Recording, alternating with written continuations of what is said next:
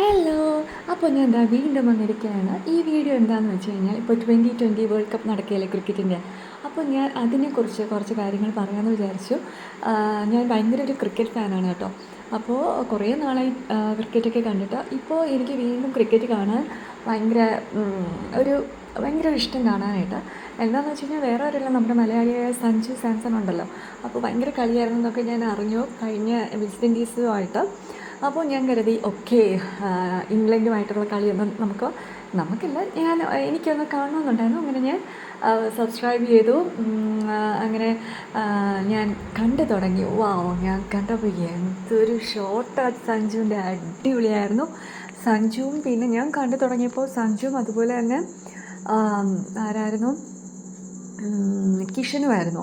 പിന്നെ അവരുടെ ആ ഒരു കൂട്ടുകെട്ട് അടിപൊളിയെന്ന് വെച്ചാൽ കിഷനും അതുപോലെ ബാറ്റിങ്, അതുപോലെ തന്നെ സഞ്ജുവിൻ്റെ ബാറ്റിങ് അടിപൊളിയായിട്ടുണ്ടായിരുന്നു. പിന്നെ അതിനു മുന്നേ അഭിഷേക് ഔട്ടായിരുന്നു. ഞാൻ അഭിഷേക് ഔട്ടായത് കണ്ടില്ല. പക്ഷേ ഇവർ നല്ലൊരു കൂട്ടുകെട്ട്, കിഷനും അതുപോലെ തന്നെ സഞ്ജുവും നല്ലൊരു കൂട്ടുകെട്ടുണ്ടായിരുന്നു കളിയിൽ. പിന്നെ കുറച്ച് കഴിഞ്ഞപ്പോഴത്തേക്ക്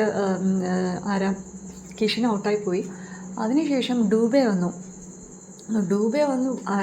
അടിപൊളി 6 അതുപോലെ തന്നെ സഞ്ജു നന്നായിട്ട് കളിച്ചു വരായിരുന്നു. പക്ഷേ അൺഫോർച്ചുനേറ്റ്ലി ജാക്സിൻ്റെ ബൗളിങ്ങിലാണെന്ന് തോന്നുന്നു സഞ്ജു ഔട്ടായി.